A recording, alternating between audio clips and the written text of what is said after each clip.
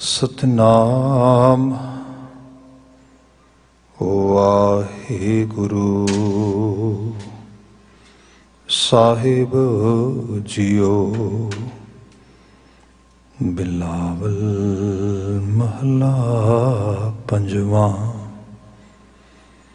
साध संगत कै बास बै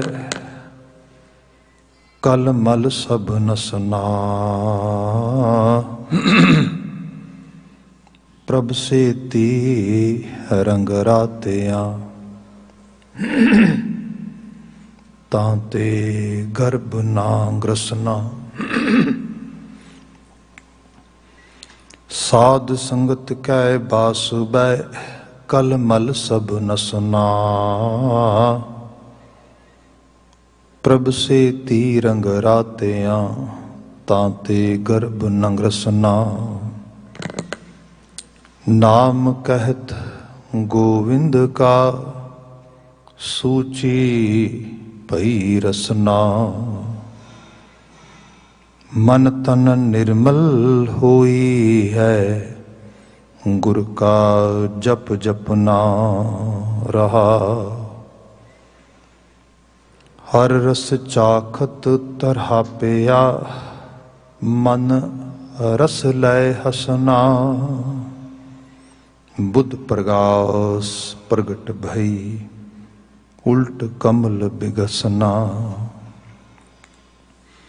शीतल शांत संतोख होए सब बुझी तृष्णा।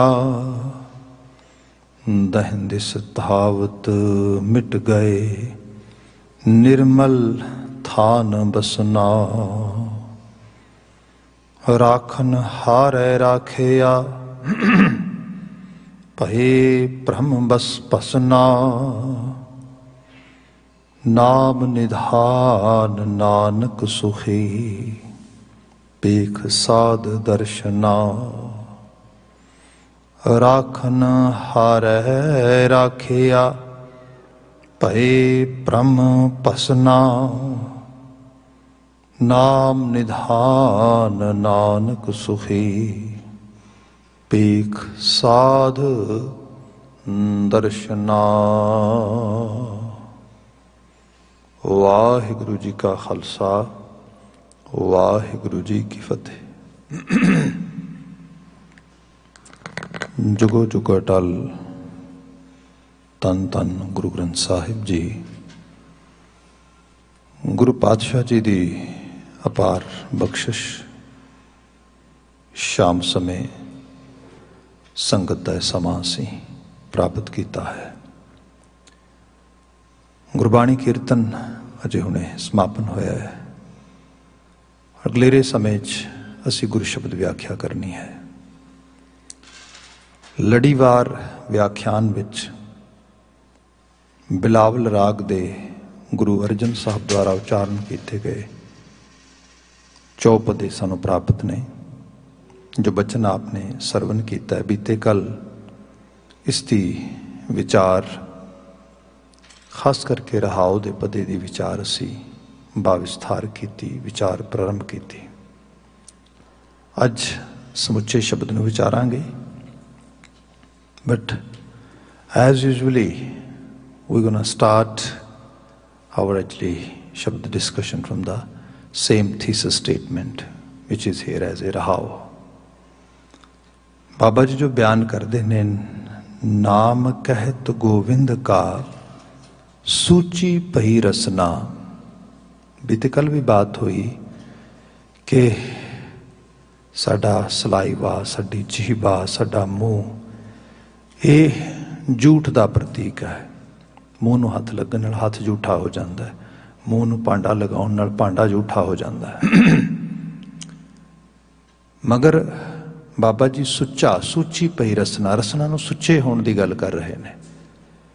इहदा कोई लिटरली लैवल ते मायना नहीं हैगा। इहदा मायना बंदे दे मन की दुनिया के मंडल नूं बदलण वाला है। क्योंकि जो एक प्रटेंड किस्म की एक्सरसाइज करके बंदा रिलीजन नूं एक्सरसाइज करना चाहता या कि क्लेम करना चाਹੁंदा कि मैं रिलीजियस हो गया हाँ।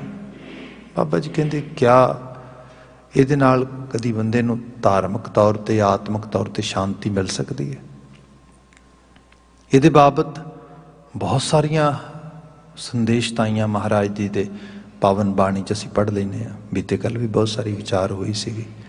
ਕਿਤੇ ਕਿਹਾ ਗਿਆ ਕਿ ਮਨ ਕਾ ਸੂਤਕ ਲੋਭ ਹੈ, ਜੀਵਾ ਸੂਤਕ ਕੂੜ। ਉਹ ਬੰਦੇ ਜੀਭ ਨੂੰ ਸੂਤ ਕਰਨਾ ਹੀ, ਜੀਭ ਨੂੰ ਕਿਸੇ ਲੈਵਲ 'ਤੇ ਸੰਜਮ ਵਿੱਚ ਲਿਆਉਣਾ ਤੇ ਕੂੜ ਤੋਂ ਲੈ ਕੇ ਆ। ਬਾਕੀ ਇਹ ਵੀ ਸੱਚ ਆ, ਬਾਣੀ ਨੇ ਬਚਨ ਕਹੇ ਖਾਣਾ ਪੀਣਾ ਪਵਿੱਤਰ ਹੈ, ਦਿੱਤੋਂ ਰਿਜ਼ਕ ਸੰਭਾਹੇ। ਖਾਣ ਪੀਣ ਤੇ ਸੰਜਮ ਦੀ ਬਾਤ ਵੀ ਕੀਤੀ ਗਈ ਕਿ ਕਿਸੇ ਖਾਸ ਸਮੇਂ 'ਚ ਖਾਣਾ ਹੈ ਜਾਂ ਨਹੀਂ ਖਾਣਾ, ਕਿਸੇ ਖਾਸ ਧਰਮ ਦੇ ਫੂਡ ਨੂੰ ਤਾਮਸੀ ਕਹਿ ਦਿੱਤਾ, ਗੈਰ ਤਾਮਸੀ ਕਹਿ ਦਿੱਤਾ। ਇਸ ਕਿਸਮ ਦੀ ਵੀ ਧਰਮਾਂ ਦੀ ਬੜੀ ਵੱਖਰੀ ਵੱਖਰੀ ਅਸੀਂ ਵਿਆਖਿਆ ਪੜ੍ਹ ਲੈਂਦੇ ਹਾਂ। ਅਤੇ ਗੁਰੂ ਨਾਨਕ ਸਾਹਿਬ ਦਾ ਹੀ ਸੰਦੇਸ਼ ਸੀਗਾ ਕਿ ਉਹ ਮਨੁੱਖ ਤੂੰ ਬਾਕੀ ਸਭ ਕੁਝ ਖਾਣ ਤੋਂ ਤੇ ਪਰਹੇਜ਼ਗਾਰ ਨਹੀਂ ਹੈਗਾ, ਪਰ ਕੁਝ ਜਾਨਵਰਾਂ ਦਾ ਮਾਸ ਬੰਦੇ ਨੇ ਵੰਡ ਲਿਆ, ਕੁਝ ਹੋਰ ਵੀ ਫੂਡ ਵੈਸ਼ਨਵ ਹੋ ਕੇ ਕੁਝ ਫੂਡ ਛੱਡ ਦਿੱਤਾ, ਕੁਝ ਫੂਡ ਪ੍ਰਾਪਤ ਕਰ ਲਿਆ। ਅਤੇ ਮਹਾਰਾਜ ਨੇ ਉੱਤੇ ਵੀ ਬਾਣੀ 'ਚ ਬਾਤ ਕੀਤੀ। ਪਰ ਚਲੋ ਜੋ ਪਹਿਲੀ ਬਾਤ ਆਈ, ਸਭ ਨੇ ਕਿਹਾ ਕਿ ਹੱਕ ਪਰਾਇਆ ਨਾਨਕਾ ਉਸ ਸੂਵਰ ਉਸ ਗਾਏ। ਇੱਕ ਕਹਿੰਦਾ ਵੀ ਮੇਰੇ ਫੂਡ 'ਚ ਬਾਕੀ ਸਾਰਾ ਕੁਝ ਤਾਂ ਠੀਕ ਹੈ, ਪਰ ਇਹ ਸੂਰ ਪੋਰਕ ਨਹੀਂ ਹੋਣਾ ਚਾਹੀਦਾ, ਕਿਉਂਕਿ that is make my food ਹਰਾਮ, so I can not eat it, I can only eat ਹਲਾਲ। ਕਿਸੇ ਨੇ ਕਿਹਾ ਨਹੀਂ ਨਹੀਂ ਨਹੀਂ, ਐਕਚੁਅਲੀ ਬਾਕੀ ਸਭ ਕੁਝ ਤਾਂ ਠੀਕ ਆ, ਪਰ ਇੱਕ ਪਸ਼ੂ ਦਾ ਉਹਦਾ ਤੇ ਜਿਹੜਾ ਹੈਗਾ ਮੂਤਰ ਪੀਣਾ ਚਾਹੀਦਾ, ਉਹਦੀ ਤੇ ਗਾਂ ਦਾ ਗੋਇਆ ਬੜਾ ਪਵਿੱਤਰ ਹੈ। ਸੋ ਉਸੀ ਬਾਤ ਕੀਤੀ ਗਈ। ਬਾਬਾ ਜੀ ਕਹਿੰਦੇ ਕਿਹੜੀਆਂ ਗੱਲਾਂ ਕਰ ਰਹੇ? ਜਿਹੜਾ ਅਸਲ ਚੀਜ਼ ਕਰਨ ਵਾਲੀ ਉਹ ਤੇ ਕਿਉਂ ਨਹੀਂ ਐਮਫਸਾਈਜ਼ ਕਰ ਰਿਹਾ? ਹੱਕ ਪਰਾਇਆ ਨਾਨਕਾ ਉਸ ਸੂਰ ਉਸ ਗਾਏ। ਉਹ ਇਹ ਗਾਂ ਤੇ ਸੂਰ ਦੇ ਚੱਕਰ 'ਚੋਂ ਬਾਹਰ ਨਿਕਲ, ਇਸ ਬਾਤ ਤੇ ਸੋਚ ਕਿ ਤੇਰੇ ਅਮਲਾਂ ਦੇ ਵਿੱਚ ਕਿਤੇ ਪਰਾਇਆ ਖੂਨ ਸ਼ਾਮਲ ਤੇ ਨਹੀਂ ਹੋ ਰਿਹਾ, ਕਿਤੇ ਕਿਸੇ ਦਾ ਹੱਕ ਤੇ ਨਹੀਂ ਮਾਰ ਰਿਹਾ ਤੂੰ, ਕਿਤੇ ਕਿਸੇ ਨੂੰ ਤੂੰ ਲੁੱਟ ਕੇ ਤੇ ਨਹੀਂ ਖਾ ਰਿਹਾ, ਕਿਤੇ ਕਿਸੇ ਦੇ ਨਾਲ ਧੱਕਾ ਤੇ ਨਹੀਂ ਕਰ ਰਿਹਾ। ਖਾਸ ਕਰਕੇ ਕਿਰਤ ਦੇ ਰੂਪ ਦੇ ਵਿੱਚ ਹੱਕ ਪਰਾਇਆ ਨਾਨਕਾ ਉਸ ਸੂਰ ਉਸ ਗਾਏ। ਗੁਰ ਪੀਰ ਹਾਮਾ ਤਾਂ ਪਰੈ ਜਾਂ ਮੁਰਦਾਰ ਨਾ ਖਾਏ। ਕੀ ਗੁਰੂ ਤੇ ਕੀ ਪੀਰ? ਗੁਰ ਸੰਕਲਪ ਭਾਰਤੀ ਖਿੱਤੇ ਸਮਝ ਆਉਂਦਾ ਸੀ, ਪੀਰ ਸੰਕਲਪ ਅਰੇਬਿਕ ਦੁਨੀਆ 'ਚੋਂ ਆਇਆ ਹੋਇਆ ਇਸਲਾਮਿਕ ਸਕੂਲ ਆਫ ਥਾਟ ਸਮਝਦਾ ਸੀਗਾ। ਬਾਬਾ ਜੀ ਕਹਿੰਦੇ ਭਾਵੇਂ ਤੂੰ ਕਹਿੰਦਾ ਵੀ ਮੇਰਾ ਪੀਰ ਮੇਰੀ ਬੌੜੀ ਕਰੇਗਾ, ਮੇਰਾ ਪੈਗੰਬਰ ਮੇਰੀ ਜਿਹੜੀ ਇੱਕ ਦਿਨ ਗਵਾਹੀ ਭਰੇਗਾ, ਜਾਂ ਕਹਿੰਦਾ ਮੇਰਾ ਗੁਰੂ ਜਿਹੜਾ ਆ ਉਹ ਮੈਨੂੰ ਸਵਰਗ ਲੈ ਜਾਏਗਾ, ਜਾਂ ਕੋਈ ਖਾਸ ਕਿਸਮ ਦਾ ਦੇਵ। ਬਾਬਾ ਜੀ ਕਹਿੰਦੇ ਉਸ ਕਿਸੇ ਨੇ ਵੀ ਹਮਾਇਤ ਨਹੀਂ ਕਰਨੀ। ਹਮਾਇਤ ਉਦੋਂ ਹੋਏਗੀ ਗੁਰਪੀਰ ਹਾਮਾ ਤਾਂ ਭਰੇ ਜਾਂ ਮੁਰਦਾਰ ਨਾ ਖਾਏ। ਜੇ ਤੇਰੇ ਮੁਰਦਾਰ ਨਹੀਂ ਗਾਤੇ, ਮੁਰਦਾਰ ਐਕਚੁਅਲ ਲੈਵਲ 'ਤੇ ਮਰੇ ਹੋਏ ਡੰਗਰ ਸੜਾਂਦ ਮਾਰਦੇ ਨੂੰ ਵੀ ਕਿਹਾ ਜਾਂਦਾ ਹੈ। ਜਿਹੜਾ ਜੀਵਨ ਦਾ ਐਸਾ ਅਮਲ, ਐਸੀ ਸੋਚ ਜਿਹੜੀ ਬਾਸ ਮਾਰਦੀ ਹੈ, ਉਹਦੇ ਤੋਂ ਬਚਾ ਆਪਣੇ ਆਪ। ਸੋ ਸੁਚਮਤਾ ਕੀ ਹੈ? ਸੁਚਮਤਾ ਜੀਵਨ ਦੀ ਹਰਕਤ, ਜੀਵਨ ਦੀ ਕਰਤੂਤ, ਜੀਵਨ ਦੇ ਐਕਸ਼ਨਸ ਦੇ ਤਬਦੀਲੀ ਲੈ ਕੇ ਆਉਣੇ, ਹੋਰ ਰੰਗ ਲੈ ਆਓ। ਸੁੱਚੇ ਤੇ ਝੂਠੇ ਦਾ ਮਸਲਾ ਬੀਤੇ ਕੱਲ ਪਾਂਡਿਆਂ ਤੇ ਵੀ ਥੋੜੀ ਬਾਤ ਹੋਈ, ਖੰਡੇ ਦੀ ਪਹਲ ਦੀ ਅਸੀਂ ਬਾਤ ਕੀਤੀ। ਜੇ ਆਪਾਂ ਹੋਰ ਬੁਨਿਆਦੀ ਰੂਪ ਵਿੱਚ ਚਲੇ ਜਾਈਏ, ਸਾਡੇ ਸਮਾਜ 'ਚ ਵੀ ਤੁਹਾਨੂੰ ਲੋਕ ਮਿਲ ਜਾਣਗੇ ਜਿਹੜੇ ਬੜੇ ਇਸ ਕਿਸਮ ਦੇ ਖਿਆਲਾਂ ਦੇ ਨਾਲ ਪ੍ਰਣਾਏ ਹੋਏ ਨੇ। ਕਿਸੇ ਦੇ ਹੱਥ ਤੋਂ ਦੇਗ ਨਹੀਂ ਲੈਂਦੇ, ਕਿਸੇ ਦੇ ਹੱਥ ਤੋਂ ਪ੍ਰਸ਼ਾਦਾ ਨਹੀਂ ਲੈਂਦੇ। ਦੇਖ ਸਕਦੇ ਇਹੋ ਜਿਹਾ ਚੀਜ਼ਾਂ ਵਰਤਾਓ।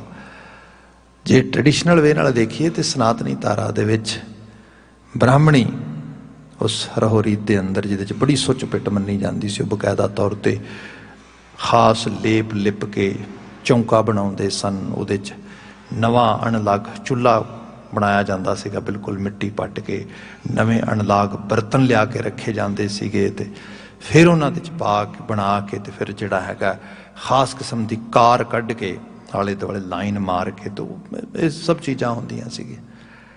ਇਵਨ ਜੇ ਆਪਾਂ ਗੁਰੂ ਸਾਹਿਬ ਦੀ ਬਾਣੀ ਦੇ ਨਾਲ ਨਾਲ ਕੁਝ ਉਥਾਨਕਾਵਾਂ ਦੇਖੀਏ ਜਿੱਥੇ ਮਹਾਰਾਜ ਨੇ ਬਾਣੀ ਉਚਾਰਨ ਕੀਤੀ, ਕਮਾਲ ਨੇ। ਮਤਲਬ ਸਾਨੂੰ ਸਿੱਖਿਆ ਦੇ ਰੂਪ ਵਿੱਚ ਦਰਪਣ ਦਿਖਾ ਦਿੰਦੀਆਂ ਨੇ। ਜਿਵੇਂ ਬਾਬਾ ਕਬੀਰ ਜੀ ਨੇ ਇੱਕ ਜਗ੍ਹਾ ਬਚਨ ਕਿਹਾ ਕਿ ਕਹੋ ਰੇ ਪੰਡਤ ਸੂਚਾ ਕੌਣ ਥਾਉ, जहाँ बैठो भोजन खाओ। ਉਹ ਮੈਨੂੰ ਦੱਸ ਕਿਹੜੀ ਥਾਂ ਕਿਹੜੀ ਜਗ੍ਹਾ ਸਭ ਤੋਂ ਸੁੱਚੀ ਹੈ ਜਿੱਥੇ ਬੈਠ ਕੇ ਭੋਜਨ ਖਾਧਾ ਜਾ ਸਕਦਾ ਹੈ। ਹਰ ਜਗ੍ਹਾ ਤੇ ਕੁਦਰਤ ਦੇ ਰਵਾਇਤੀ ਰੂਪ ਦੇ ਵਿੱਚ ਜੇ ਅਸੀਂ ਦੇਖੀਏ ਨਾ ਵੀ ਆਪਾਂ ਸੂਤਕ ਦੀ ਗੱਲ ਕਰ ਰਹੇ, ਸੂਤਕ ਪਵੈ ਰਸੋਈ, ਜਿੱਥੇ ਕਿ ਗੋਹੇ ਅਤੇ ਲੱਕੜੀ ਅੰਦਰ ਕੀੜਾ ਹੋਏ, ਜਿੱਥੇ ਹਰ ਚੀਜ਼ ਰੂਪ ਵਿੱਚ ਬੰਦਾ ਕਹਿੰਦਾ ਅੱਜ ਕੱਲ੍ਹ ਤੇ ਉਹ ਚੀਜ਼ ਨਹੀਂ। ਹਾਲਾਂਕਿ ਅੱਜ ਤੇ ਪਤਾ ਲੱਗ ਗਿਆ ਮਾਈਕਰੋਸਕੋਪਿਕ ਵੇ ਦੇ ਨਾਲ ਤੁਸੀਂ ਜਿੰਨੀ ਮਰਜ਼ੀ ਸਫਾਈ ਕਰ ਲਓ, ਜਿਵੇਂ ਹੀ ਤੁਸੀਂ ਖਾਸ ਲੈਂਸ ਤੇ ਖਾਸ ਉਸ ਤਰ੍ਹਾਂ ਦੇਖਦੇ ਹੋ, ਚਾਰ ਛਿਪਰੇ ਤੁਹਾਨੂੰ ਕਿਰਮ ਨਜ਼ਰ ਪੈ ਜਾਂਦੇ ਨੇ। ਬੈਕਟੀਰੀਆ ਤੇ ਹਰ ਵਕਤ ਮੌਜੂਦ ਆ। ਬਲਕਿ ਹੁਣ ਤੇ ਮੰਨਿਆ ਜਾਂਦਾ ਹੈ ਕਿ ਜਿਹੜਾ ਓਵਰ ਕਲੀਨਿੰਗ ਕਰਨੀ ਹੈਗੀ ਬਹੁਤ ਜ਼ਿਆਦਾ ਰੂਪ ਦੇ ਵਿੱਚ, ਉਹ ਬੰਦੇ ਨੂੰ ਮਾਰ ਰਹੀ। ਕੋਈ ਬੰਦੇ ਨੂੰ ਬਹੁਤ ਸਾਰਾ ਗੁੱਡ ਬੈਕਟੀਰੀਆ ਚਾਹੀਦਾ ਆ। ਗੁੱਡ ਬੈਕਟੀਰੀਆ ਦੀ ਸ਼ੇਅਰਿੰਗ ਜਿਹੜੀ ਹੈਗੀ ਉਹ ਚੰਗੀ ਹੈ। ਈਵਨ ਵਾਇਰਲ ਅਫੈਕਟ ਦੇ ਵਿੱਚ ਵੀ ਇਹ ਤੇ ਮਤਲਬ ਇਹ ਹੈ ਕਿ ਜੇ ਕੋਵਿਡ-19 ਦੀ ਗੱਲ ਕੀਤੀ ਗਈ ਤੇ ਇਹ ਤੇ ਬਹੁਤ ਡੈਡਲੀ ਰੂਪ ਵਿੱਚ ਵਾਇਰਸ ਆ ਗਿਆ। ਅਦਰਵਾਈਜ਼ ਵਾਇਰਸ ਤੁਸੀਂ ਸਾਰੇ ਸ਼ੇਅਰ ਹੀ ਕਰਦੇ ਸੀ, ਨਾਲ ਇਮਿਊਨਿਟੀ ਬੰਦੇ ਦੀ ਸਟਰੋਂਗ ਹੁੰਦੀ ਸੀ। ਥੋੜ੍ਹਾ ਬਹੁਤਾ ਬਿਮਾਰ ਸ਼ਮਾਰ ਹੋ ਕੇ ਬੰਦਾ ਉਹਦੇ 'ਚ ਬਾਹਰ ਨਿਕਲ ਜਾਂਦਾ, ਉਸ ਤੋਂ ਬਾਅਦ ਕੋਈ ਛੋਟਾ ਮੋਟਾ ਫਲੂ ਖੰਘ ਇਹ ਚੀਜ਼ਾਂ ਅਸਰਾਰ ਨਹੀਂ ਸੀ ਕਰਦੀਆਂ। ਖੈਰ ਜਿਹੜੀ ਬੇਨਤੀ ਕਰ ਰਿਹਾ ਸੀਗਾ ਕਿ ਜੇ ਸੁਚਮਤਾ ਦੇ ਉਸ ਰੰਗ 'ਚ ਲਿਆਂਦਾ ਜਾਏ, ਇੱਕ ਉਥਾਨਕਾ ਦੀ ਬਾਤ ਕਰ ਦੇਣਾ ਕਿਉਂਕਿ ਬਾਤ ਜ਼ਿਆਦਾ ਪਕੜ 'ਚ ਆਵੇ। ਮਹਾਰਾਜ ਜਿਹੜੀ ਨਾਮ ਕਹਿਤ ਗੋਬਿੰਦ ਕਾ ਸੂਚੀ ਪਈ ਰਸਨਾ, ਸੁਚਮਤਾ ਕਿੱਥੇ ਆਉਣੀ ਹੈ? ਅਸੀਂ ਤਵਾਰੀਖ 'ਚ ਇਸ ਤਰ੍ਹਾਂ ਪੜ੍ਹਦੇ ਹਾਂ ਉਥਾਨਕਾ ਦੇ ਅੰਦਰ ਕਿ ਗੁਰੂ ਨਾਨਕ ਸਾਹਿਬ ਹਰਿਦੁਆਰ ਸੀਗੇ ਤੇ ਉੱਥੇ ਮਹਾਰਾਜ ਨੇ ਉਹ ਪਾਣੀ ਵਾਲਾ ਸਾਰਾ ਉਹਨਾਂ ਦਾ ਪਾਸ ਜਿਹੜਾ ਸੀਗਾ ਉਹ ਉਘੇੜਿਆ ਤੇ ਕਿਹਾ ਹੋਏ ਜੇ ਪਾਣੀ ਸੂਰਜ ਨੂੰ ਜਾਂਦਾ ਆ ਤੇ ਪਿੱਤਰ ਦੇਸ਼ ਤੁਰ ਜਾਂਦਾ ਤੇ ਫਿਰ ਮੇਰੇ ਖੇਤਾਂ ਤੱਕ ਵੀ ਪਹੁੰਚ ਜਾਏਗਾ। ਉਹ ਕਹਿੰਦੇ ਨਹੀਂ ਪਹੁੰਚਦਾ। ਬਾਬਾ ਜੀ ਕਹਿੰਦੇ ਫਿਰ ਇਸੇ ਤਰਕ ਤੇ ਆਪ ਆ ਜਾਓ। ਸਾਰੀ ਸਾਖੀ ਅਸੀਂ ਕਿੰਨੀ ਵਾਰੀ ਸੁਣੀ ਹੈ। ਉੱਥੇ ਕੁਝ ਹੋਰ ਸਾਖੀਆਂ ਦਾ ਵੀ ਜ਼ਿਕਰ ਮਿਲਦਾ ਜਦੋਂ ਅਸੀਂ ਜਨਮ ਸਾਖੀ ਦੇ ਵਰਤ ਉਹ ਸਾਰੇ ਸਾਖੀਆਂ 'ਚ ਜਾਂਦੇ ਹਾਂ। ਤੇ ਇੱਕ ਇਹ ਵੀ ਸਾਖੀ ਮਿਲਦੀ ਹੈ ਕਿ ਗੁਰੂ ਮਹਾਰਾਜ ਉੱਥੇ ਠਹਿਰੇ ਨੇ, ਸਵੇਰ ਹੋ ਰਹੀ ਹੈ ਤੇ ਚੜ੍ਹਦੀ ਸਵੇਰ ਦੇ ਨਾਲ ਇੱਕ ਪਾਂਧਾ ਬ੍ਰਾਹਮਣ ਗੁਰੂ ਮਹਾਰਾਜ ਤੋਂ ਬਹੁਤ ਜ਼ਿਆਦਾ ਦੂਰ ਨਹੀਂ, ਥੋੜ੍ਹੀ ਦੂਰ ਹੀ ਉਹ ਚੌਂਕਾ ਲਿਪ ਰਿਹਾ, ਬਕਾਇਦਾ ਤੌਰ 'ਤੇ ਚੌਂਕਾ ਲਿਪ ਕੇ ਆਪਣਾ ਚੁੱਲ੍ਹਾ ਪੱਟ ਰਿਹਾ, ਉਹਦੇ 'ਚ ਅਨਲਾਗ ਬਰਤਨ ਰੱਖ ਕੇ ਆਪਣਾ ਕੋਈ ਅੰਨ ਪਾਣੀ ਤਿਆਰ ਕਰਨ ਵਾਸਤੇ ਚੁੱਲ੍ਹਾ ਬਾਲ ਰਿਹਾ। ਗੁਰੂ ਮਹਾਰਾਜ ਭਾਈ ਮਰਦਾਨਾ ਜੀ ਨਾਲ ਸਾਰਾ ਚੀਜ਼ ਨੂੰ ਦੇਖ ਰਹੇ ਨੇ, ਬਾਬਾ ਜੀ ਵਿਟਨੈਸ ਕਰ ਰਹੇ ਨੇ। ਇਹ ਸਭ ਹੁੰਦਿਆਂ ਹੋਇਆਂ ਭਾਈ ਮਰਦਾਨਾ ਜੀ ਬਾਬਾ ਜੀ ਨਾਨਕ ਜੀ ਨਾਲ ਦੇਖਦੇ। ਬਾਬਾ ਜੀ ਕਹਿੰਦੇ, ਬਾਬਾ ਜੀ ਨੂੰ ਭਾਈ ਮਰਦਾਨਾ ਜੀ ਪੁੱਛਦੇ ਵੀ ਇਹ ਸਾਰਾ ਕੁਝ ਮਹਾਰਾਜ ਕਹਿੰਦੇ ਉਹ ਧਰਮ ਦੀ ਆਸਥਾ ਅਧੀਨ ਇਹ ਸਭ ਕੁਝ ਕਰ ਰਿਹਾ ਹੈ, ਪਰ ਉਹਨੂੰ ਇਹ ਨਹੀਂ ਪਤਾ ਕਿ ਇਕੱਲਾ ਬਾਹਰ ਮਿੱਟੀ ਲਿਪ ਕੇ ਜਾਂ ਬਾਹਰਲੇ ਚੌਂਕੇ ਨਵੇਂ ਪੱਟ ਕੇ ਜਾਂ ਨਵੇਂ ਬਰਤਨ ਅਲਾਗ ਰੱਖ ਕੇ ਇਹਦੇ ਨਾਲ ਬੰਦੇ ਦਾ ਕੋਈ ਅੰਦਰ ਦੀ ਸ਼ੁੱਧਤਾ ਜਾਂ ਜੀਵਨ ਦੀ ਕੋਈ ਪ੍ਰਾਪਤੀ ਥੋੜ੍ਹਾ ਹੋ ਜਾਏਗੀ। ਖੈਰ ਉਹ ਕਰੀ ਜਾ ਰਿਹਾ। ਗੁਰੂ ਨਾਨਕ ਮਹਾਰਾਜ ਸਭ ਦੇਖਦੇ ਤੇ ਜਦੋਂ ਬਿਲਕੁਲ ਉਹਨੇ ਅੱਗ ਬਾਲ ਲਈ, ਸਭ ਚੀਜ਼ਾਂ ਕਿਰਿਆ ਕਰ ਲਈ ਤੇ ਉਹ ਅੱਗ ਬਾਲਣ ਵਾਸਤੇ ਜਦੋਂ ਬਿਲਕੁਲ ਅੱਗ ਬਲ ਗਈ, ਚੁੱਲ੍ਹਾ ਬਲ ਗਿਆ ਤੇ ਮਹਾਰਾਜ ਭਾਈ ਮਰਦਾਨਾ ਜੀ ਨੂੰ ਕਹਿੰਦੇ ਕਿ ਮਰਦਾਨਾ ਜੀ ਤੁਸੀਂ ਹੁਣ ਜਾਓ ਤੇ ਜਿੰਨਾ ਮਰਜ਼ੀ ਰੌਲਾ ਪਾਏ, ਜੋ ਮਰਜ਼ੀ ਕਹੇ, ਬਾਹਰ ਨਹੀਂ ਖੜਨਾ। ਜੋ ਚੌਂਕਾ ਲਿਪਿਆ ਉਹਦੇ 'ਚ ਪੈਰ ਰੱਖਣਾ ਜਾ ਕੇ ਤੇ ਜਾ ਕੇ ਜਿਹੜਾ ਹੈਗਾ ਤੇ ਜੇ ਪੁੱਛੇਗਾ ਤਾਂ ਉਸਨੂੰ ਕਿਹਾ ਜੇ ਵੀ ਸਾਨੂੰ ਅੱਗ ਚਾਹੀਦੀ, ਵਾਕਿਆ 'ਚ ਅਸੀਂ ਅੱਗ ਬਾਲਣੀ, ਸਾਨੂੰ ਅੱਗ। ਲੋਕੀ ਆਮ ਕਰਕੇ ਅੱਗ ਮੰਗਣ ਵਾਸਤੇ ਚਲੇ ਜਾਂਦੇ ਸੀ ਇੱਕ ਦੂਜੇ ਕੋਲੋਂ। ਭਾਈ ਮਰਦਾਨਾ ਜੀ ਤੁਰ ਪਏ। ਜਦੋਂ ਉਹਨੇ ਦੇਖਿਆ ਵੀ ਇੱਕ ਦੂਰੋਂ ਹੀ ਭਾਈ ਮਰਦਾਨਾ ਜੀ ਦਾ ਰੂਪ ਬਿਲਕੁਲ ਵੱਖਰਾ ਆ, ਡੂਮ ਲੱਗਦੇ ਨੇ ਮੋਢੇ ਤੇ ਜਿਹੜੀ ਹੈਗੀ ਰਬਾਬ ਟੰਗੀ ਹੈ, ਵੈਸੇ ਵੀ ਲਿਬਾਸ ਜਾਣਾ ਪਰ ਪੱਖ ਤੋਂ ਲੱਗਦਾ ਕਿ ਕੋਈ ਮੁਸਲਮਾਨ ਹੈ ਤੇ ਉਹ ਤੇ ਮਲੇਛ ਆ ਤੇ ਡੂਮ ਆ ਤੇ ਅਛੂਤ ਆ, ਉਹ ਤੇ ਬੜਾ ਨੀਵੀਂ ਜਾਤ ਦਾ ਆ, ਉਹਦਾ ਤੇ ਪਰਛਾਵਾਂ ਪੈਣ ਵਾਲੀ ਚੀਜ਼ ਭਿੱਟ ਜੇਗੀ। ਤੇ ਮੈਂ ਤੇ ਬੜੀ ਮਿਹਨਤ ਕਰਕੇ ਚੌਂਕਾ ਸੁੱਚਾ ਬਣਾਇਆ, ਸੁੱਚੇ ਬਰਤਨ ਰੱਖੇ ਨੇ, ਸਭ ਸੁਚਮਤਾ ਦੇ ਵਿੱਚ ਪਾ ਕੇ ਮੈਂ ਤੇ ਅੰਨ ਪਾਣੀ ਤਿਆਰ ਕਰ ਰਿਹਾ। ਖੈਰ ਭਾਈ ਮਰਦਾਨਾ ਜੀ ਨੇ ਜਿਵੇਂ ਗੁਰੂ ਨਾਨਕ ਸਾਹਿਬ ਨੇ ਹੁਕਮ ਕੀਤਾ, ਮਹਾਰਾਜ ਕਹਿੰਦੇ ਜਿੰਨਾ ਮਰਜ਼ੀ ਕਲਪੇ ਤੂੰ ਠਹਿਰਨਾ ਨਹੀਂ, ਸਿੱਧਾ। ਭਾਈ ਮਰਦਾਨਾ ਜੀ ਸਿੱਧੇ ਗਏ, ਜਾ ਕੇ ਵਿੱਚ ਪੈਰ ਰੱਖਤਾ। ਉਹ ਜਿਵੇਂ ਹੀ ਇਹ ਬਾਤ ਹੋਈ ਤੇ ਉਹਨੂੰ ਤੇ ਮਤਲਬ ਉਹਨੂੰ ਕਿਹਾ ਲੱਗਾ ਮੇਰੀ ਮਿਹਨਤ ਸਾਰੀ ਬੇਕਾਰ ਚਲੀ ਗਈ। ਕੀਤਾ ਕੀ ਜਾਏ? ਉਸਨੇ ਬਲਦਾ ਹੋਇਆ ਚੋ ਬਲਦੀ ਹੋਈ ਚਵਾਤੀ ਜਿਹੜੀ ਉਹਨੇ ਅੱਗ ਬਲ ਰਹੀ ਸੀ ਉਹਦੇ 'ਚ ਇੱਕ ਸੋਟੀ ਖਿੱਚੀ ਜਿਹੜੀ ਬਲ ਰਹੀ ਅੱਗ ਦੇ ਨਾਲ ਤੇ ਲੈ ਕੇ ਭਾਈ ਮਰਦਾਨਾ ਦੇ ਮਗਰ ਲੱਗਿਆ। ਭਾਈ ਮਰਦਾਨਾ ਜੀ ਸਿੱਧੇ ਦੌੜ ਕੇ ਤੇ ਗੁਰੂ ਨਾਨਕ ਸਾਹਿਬ ਕੋਲ ਆ ਗਏ, ਮਹਾਰਾਜ ਦੇ ਪਿੱਛੇ ਆ ਕੇ ਖੜ ਗਏ। ਉਹ ਬਲਦਾ ਹੋਇਆ ਚੋ ਲੈ ਕੇ ਆ ਗਿਆ। ਜਦੋਂ ਆਇਆ ਉਹ ਪਾਂਧਾ ਮਹਾਰਾਜ ਜੀ ਦੇ ਸਾਹਮਣੇ ਤੇ ਗੁਰੂ ਨਾਨਕ ਸਾਹਿਬ ਆਵਾਜ਼ ਦੇ ਕੇ ਕਹਿੰਦੇ ਵੀ ਪਾਂਧਾ ਜੀ, ਵਿਪਰ ਜੀ, ਦੱਸੋ ਇੰਨੀ ਵੀ ਕਿਹੜੀ ਤੁਸੀਂ ਇੰਨੀ ਤਕਲੀਫ ਕੀਤੀ? ਅਸੀਂ ਅੱਗ ਲੈਣ ਵਾਸਤੇ ਬੰਦਾ ਭੇਜਿਆ ਸੀ, ਉਹਨੂੰ ਤੁਸੀਂ ਦੇ ਦੇਣੀ ਸੀ, ਤੁਸੀਂ ਆਪ ਅੱਗ ਦੇਣ ਵਾਸਤੇ ਆਏ ਹੋ। ਬੜਾ ਸ਼ੁਕਰੀਆ ਤੁਹਾਡਾ। ਉਹ ਥੋੜਾ ਠੰਡਾ ਪਿਆ ਤੇ ਠੰਡਾ ਪੈਂਦਾ ਹੋਇਆ ਆਪਣੀ ਗੱਲ ਨੂੰ ਸਾਹਮਣੇ ਰੱਖਦਾ ਕਹਿੰਦਾ ਮੈਂ ਕੋਈ ਅੱਗ ਦੇਣ ਨਹੀਂ ਆਇਆ, ਨਾ ਮੈਨੂੰ ਪਰਵਾਹ ਹੈ ਕਿ ਤੁਹਾਨੂੰ ਅੱਗ ਮਿਲਦੀ ਕਿ ਨਹੀਂ ਮਿਲਦੀ। ਮੈਂ ਤੇ ਤੁਹਾਡੇ ਇਸ ਜਿਹੜਾ ਸਾਥੀ ਹੈ, ਤੁਹਾਡਾ ਜਿਹੜਾ ਸੇਵਕ ਆ, ਮੈਂ ਇਸ ਨੂੰ ਅੱਗ ਲਾਣ ਆਇਆ। ਬਾਬਾ ਜੀ ਕਹਿੰਦੇ ਹੱਦ ਹੋ ਗਈ ਵਿਪਰ ਜੀ, ਇੰਨਾ ਗੁੱਸਾ ਨਹੀਂ ਕਰੀਦਾ। ਇੰਨਾ ਜ਼ਿਆਦਾ ਜਿਹੜਾ ਗੁੱਸਾ, ਉਹ ਵੀ ਸਵੇਰ ਦੇ ਸਮੇਂ ਦੇ ਵਿੱਚ। ਬੰਦੇ ਨੂੰ ਧਰਮ ਕਰਮ ਕਰਦਿਆਂ ਹੋਇਆਂ ਧਰਮ ਸਿੱਖਣਾ ਚਾਹੀਦਾ ਹੈ। ਖੈਰ ਉਹ ਕਹਿੰਦਾ ਜੀ ਤੁਹਾਨੂੰ ਨਹੀਂ ਪਤਾ ਇਹਨੇ ਕੀ ਕੀਤਾ। ਬਾਬਾ ਜੀ ਕਹਿੰਦੇ ਕੀ ਕੀਤਾ ਹੈ? ਕਹਿਣ ਲੱਗਾ ਮੇਰੀ ਮਿਹਨਤ ਤੇ ਪਾਣੀ ਫੇਰਤਾ ਸਾਰਾ। ਮੈਂ ਸਾਰਾ ਸੁੱਚਾ ਚੌਂਕਾ ਬਣਾਇਆ, ਸੁੱਚੇ ਭਾਂਡੇ ਰੱਖ ਕੇ ਸੁੱਚੀ ਅੱਗ ਬਾਲੀ, ਸਾਰਾ ਕੁਛ ਕੀਤਾ। ਗੁਰੂ ਨਾਨਕ ਸਾਹਿਬ ਨੇ ਉਹਦੇ ਹੱਥ ਵਿੱਚ ਫੜਦਾ ਹੋਇਆ ਚੋ ਜਿਹੜਾ ਸੀਗਾ ਹੱਥ 'ਚ ਫੜ ਲਿਆ। ਮਹਾਰਾਜ ਨੇ ਜੋ ਉੱਥੇ ਭਾਈ ਮਰਦਾਨਾ ਦੀ ਲੱਕੜਾਂ ਇਕੱਠੀਆਂ ਕਰਕੇ ਸੀ ਉਹਨਾਂ ਚੋ ਰੱਖਿਆ। ਅੱਗ ਮੱਚ ਗਈ। ਮਹਾਰਾਜ ਕਹਿੰਦੇ ਬੈਠ ਜਾ। ਪਾਂਦਾ ਜੀ ਬੈਠ ਜਾਓ। ਬੈਠ ਗਏ। ਜਿਸ ਨੂੰ ਤੁਸੀਂ ਅੱਗ ਲਾ ਕੇ ਸਾੜਨ ਲੱਗੇ ਸੋ ਹੁਣ ਇਹਦੇ ਹੱਥਾਂ ਦਾ ਜਾਦੂ ਖਾਣਿਆ ਤੁਹਾਨੂੰ। ਭਾਈ ਮਰਦਾਨਾ ਨੇ ਮਰਦਾਨਾ ਜੀ ਨੂੰ ਕਿਹਾ ਮਰਦਾਨਾ ਜੀ ਰਬਾਬ ਦੀਆਂ ਤਰਬਾਂ ਛੋ ਬਾਣੀ ਆਈ ਹੈ। ਮਹਾਰਾਜ ਇੱਕਦਮ ਸਮਾਧੀ ਆਸੀਨ ਹੋ ਗਏ। ਉਥਾਨਕਾ ਕਹਿੰਦੇ ਗੁਰੂ ਸਾਹਿਬ ਨੇ ਉੱਥੇ ਸ਼ਬਦ ਉਚਾਰਨ ਕੀਤਾ। ਅੱਜ ਵੀ ਅਸੀਂ ਗੁਰੂ ਗ੍ਰੰਥ ਸਾਹਿਬ ਵਿੱਚ ਪੜ੍ਹਦੇ ਹਾਂ। ਮਹਾਰਾਜ ਕਹਿੰਦੇ ਕੁਬੁੱਧ ਡੋਮਣੀ ਕੁਦਇਆ ਕੁਸਾਇਣ ਪਰ ਨਿੰਦਾ ਘਟ ਚੂਹੜੀ ਮੁੱਠੀ ਕ੍ਰੋਧ ਚੰਡਾਲ ਕਾਰੀ ਕੱਢੀ ਕਿਆ ਥੀਆ ਜਾਂ ਚਾਰੇ ਬੈਠੀਆਂ ਨਾਲ। ਪਾਂਧੇ ਨੂੰ ਐਡਰੈਸ ਕੀਤਾ। ਉਹ ਪਾਂਧਿਆ ਕਾਰੀ ਕਿਉਂ ਕੱਢੀ ਸੀ ਤੂੰ ਇਹ ਸਾਰਾ ਚੌਂਕਾ ਕਿਉਂ ਲਿਪਿਆ ਸੀ? ਇਸ ਕਰਕੇ ਸੁੱਚਾ ਹੋ ਜਾਏ। ਉਹ ਪਾਂਧਿਆ ਬਾਹਰ ਦੀ ਸੁਚਮਤਾ ਨਾਲ ਕੀ ਕਰੇਗਾ ਜੇ ਅੰਦਰ ਚੌਂਕਾ ਨਾ ਲਿਪਿਆ ਤੇ, ਜੇ ਅੰਦਰ ਕਾਰੀ ਨਾ ਕੱਢੀ ਤੇ। ਤੂੰ ਇਸ ਡੂਮ ਤੋਂ ਨਫ਼ਰਤ ਕਰਦਾ। ਕਹਿੰਦਾ ਇਹ ਡੂਮ ਨੇ ਆ ਕੇ ਪੈਰ ਪਾ ਦਿੱਤਾ ਤੇ ਜਗ੍ਹਾ ਪਿੱਟੀ ਗਈ। ਉਹ ਜਿਹੜੀ ਮੇਰੀ ਮਿਹਨਤ ਬੇਕਾਰ ਚਲੀ ਗਈ। ਨਾ ਪਾਂਧਿਆ ਤੈਨੂੰ ਪਤਾ ਹੀ ਨਹੀਂ। ਵੇਖ ਤੇ ਸਹੀ ਮਹਾਰਾਜ ਨੇ ਸ਼ੁਰੂਆਤ ਕੀਤੀ ਸ਼ਬਦ ਦੀ, ਕਿਆ ਕੁਬੁੱਧ ਡੂਮਣੀ। ਡੂਮ ਮਰਾਸ਼ੀ ਨੂੰ ਕਿਹਾ ਜਾਂਦਾ, ਗਾਉਣ ਵਾਲੇ ਨੂੰ ਗਵਈਏ ਨੂੰ ਕਿਹਾ ਜਾਂਦਾ। ਉਸ ਨੂੰ ਭਾਰਤੀ ਜੋ ਪੁਰਾਣੀ ਸੋਚ ਰਹੀ ਜਿਹਦੇ ਮੁਤਾਬਕ ਉਹ ਵਰਨ ਵੰਡ ਕਰਦੇ ਸੀ ਤੇ ਜਾਤ ਵੰਡ ਕਰਦੇ ਸੀ, ਉਹਦੇ 'ਚ ਉਹਨੂੰ ਬੜਾ ਨੀਵਾਂ ਮੰਨਿਆ ਗਿਆ। ਮਹਾਰਾਜ ਬਿਆਨ ਕਰਦੇ ਡੂਮ ਮਾੜਾ ਤੇ ਡੂਮ ਦੀ ਜਿਹੜੀ ਘਰੋਂ ਹੋਏਗੀ ਭਾਵ ਇਸਤਰੀ, ਉਹ ਤੇ ਵੈਸੇ ਹੀ ਉਹਨੂੰ ਬੜਾ ਨੀਵਾਂ ਮੰਨਿਆ ਗਿਆ, ਉਹਨੂੰ ਤੇ ਹੋਰ ਨੀਵਾਂ ਮੰਨਿਆ ਜਾਏਗਾ। ਮਹਾਰਾਜ ਕਹਿੰਦੇ ਗੱਲ ਇਹ ਹੈ ਬਾਹਰ ਤੇ ਚੌਂਕਾ ਸਾਰਾ ਲਿਪ ਕੇ ਸੋਚਿਆ ਮੈਂ ਮਾੜੇ ਕਿਸੇ ਨੂੰ ਪੈਰ ਨਹੀਂ ਰੱਖਣ ਦੇਣਾ। ਜਿਹੜੀਆਂ ਮਾੜੀਆਂ ਬਿਰਤੀਆਂ ਤੇਰੇ ਅੰਦਰ ਤੁਰ ਉਤਰ ਗਈਆਂ ਨੇ ਉਹਨਾਂ ਦਾ ਕੀ ਕੱਢੇਗਾ? ਸਭ ਤੋਂ ਵੱਡੀ ਜਿਹੜੀ ਬਿਰਤੀ ਤੇਰੇ ਅੰਦਰ ਪਈ ਕੁਬੁੱਧ ਡੂਮਣੀ, ਕੁਬੁੱਧ ਬੁੱਧੀ ਤੋਂ ਹੀਣਾ। ਤੈਨੂੰ ਬੌਧਿਕਤਾ ਨਹੀਂ ਰਹੀ ਬਾਹਮਣ ਪੰਡਤ ਪਾਂਧੇ। ਇਸ ਕਰਕੇ ਇਸ ਅਕਲ ਨੂੰ ਅਕਲ ਵਾਲੇ ਪਾਸੇ ਲੈ ਕੇ ਜਾ। ਮਨੁੱਖ ਤੋਂ ਨਫ਼ਰਤ ਨਹੀਂ ਕਰੀਦੀ। ਮਨੁੱਖ ਤੋਂ ਇਸ ਰੂਪ ਦੇ ਵਿੱਚ ਕਿ ਉਹ ਜਾਤ ਵੱਖਰੀ ਹੈ, ਉਹਦਾ ਜਨਮ ਕਿਸੇ ਵੱਖਰੇ ਘਰ ਵਿੱਚ ਹੋਇਆ ਤੇ ਉਹਦੇ ਪਰਛਾਵਾਂ ਪੈਣ ਨਾਲ ਚੀਜ਼ ਇਹ ਵੀ ਕਦੀ ਪਿੱਟਦੀ। ਕਬੁੱਧ ਹੈ ਤੇਰੀ, ਕਬੁੱਧ ਡੂਮਣੀ। ਫਿਰ ਆਪਣੇ ਸੁਭਾਅ ਵੱਲ ਦੇ। ਕੁਦਇਆ ਕਸਾਇਣ, ਕਸਾਈ ਨੂੰ ਵੀ ਬੜਾ ਮਾੜਾ ਮੰਨਿਆ ਗਿਆ। ਕਿਹਾ ਵੀ ਕਸਾਈ ਵੀ ਬੜਾ ਮਾੜਾ ਅਛੂਤ ਹੈ, ਉਹ ਤੇ ਬਿਲਕੁਲ ਮਾੜੇ ਕੰਮ ਕਰਦਾ, ਜੀਆਂ ਨੂੰ ਜਿਬਾ ਕਰ ਦਿੰਦਾ, ਕਤਲ ਕਰ ਦਿੰਦਾ, ਖਾਸ ਕਰਕੇ ਮਾਸ ਦੀ ਕਿਰਿਆ ਕਰਦਾ। ਤੇ ਭਾਰਤੀ ਖਿੱਤੇ 'ਚ ਬੜਾ ਉਹਨਾਂ ਨੂੰ ਇਸ ਰੂਪ ਵਿੱਚ ਬਿਆਨ ਕੀਤਾ ਗਿਆ। ਮਹਾਰਾਜ ਗੁਰੂ ਨਾਨਕ ਸਾਹਿਬ ਬਿਆਨ ਕਰਦੇ ਤੇਰੇ ਅੰਦਰ ਦੂਸਰੀ ਬਿਰਤੀ ਵੱਲ ਝਾਤ ਮਾਰ। ਕੁਦਇਆ ਦਇਆ ਨਾ ਹੋਣ ਵਾਲੀ ਬਿਰਤੀ ਇਹ ਕਸਾਇਣ ਬਿਰਤੀ ਹੈ।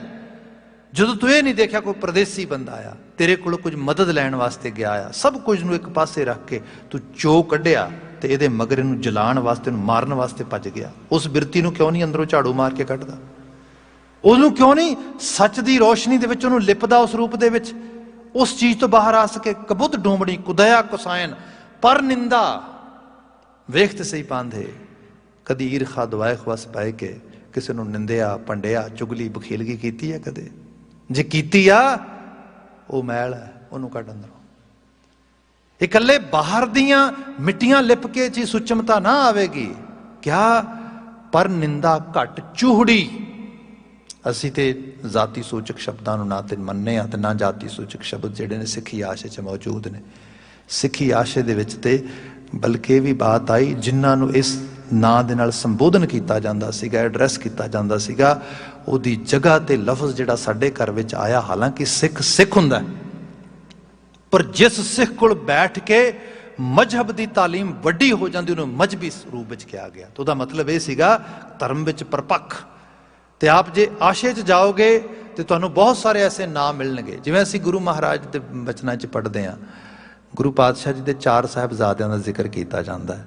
एक साहिबजादा जिहड़ा अजे गुरु का विआह भी नहीं होया, अजे महाराज जी के विवाहता जीवन की प्रारंभता नहीं हुई, महाराज ने उन्होंने बेटा कह के एड्रैस किया।